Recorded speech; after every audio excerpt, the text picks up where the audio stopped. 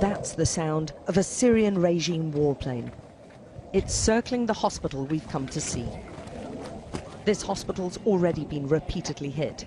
We've been given access on the strict understanding we won't reveal its location or its name. No, faster.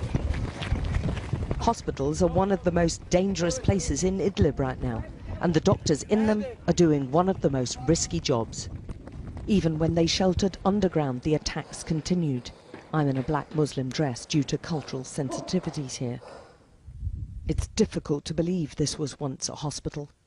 It's been a regime tactic to destroy medical centres as a way of forcing the civilians to leave the area.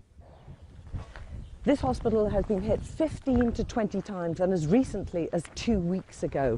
It's utterly destroyed, now completely inoperative in this area at least. And this is despite everyone, the Syrian regime and the Russians, knowing the coordinates that this was a hospital. This is one of the attacks on that hospital. This footage was given to Sky News by an activist. The rebels sometimes get warnings of airstrikes through their intelligence networks, giving a window to evacuate. We visited 4 hospitals in Idlib, and all had been hit within the past 14 days. They're heavily fortified. This blast wall and the sandbags run along the entire ground floor of this hospital, but they're little defence against big bombs. Deliberately targeting hospitals is a war crime under international law, but the lack of accountability worldwide has left Idlib's medics furious and frightened. لا شك أنها في أقصى درجات الإحباط. I'm very disappointed in the international community. It's a war crime to make thousands of people leave their homes. But the world is silent about these war crimes against civilians. Those needing medical help now avoid hospitals and want to stay as short a time as possible because they're seen as so dangerous.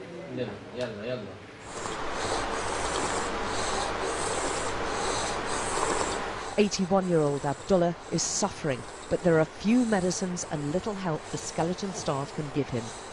And all the while he's here, the hospital could be bombed.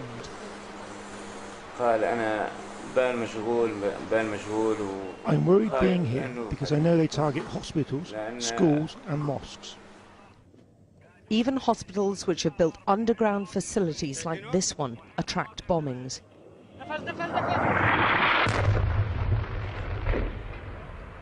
The hospital's again been put out of operation, and it was the only one serving thousands of people around here. It is more than a crime. The people now can't go anywhere else except the border. The people of north of Hamas, south of Idlib, have no hospital in this area. It was the only hospital working in this area. We found evidence confirmed by 2 British independent experts, which suggests other international laws may be being flouted. These are the fuses which can be used for cluster bombs. It was fired on a local market and local council offices where dozens of people had gathered to receive services, and it dropped scores and scores of bomblets all over these people. And the use of cluster bombs is banned under international law. But right now, more than 3 million people are in Idlib, with the situation deteriorating for them every day. Alex Crawford, Sky News in Idlib, Syria.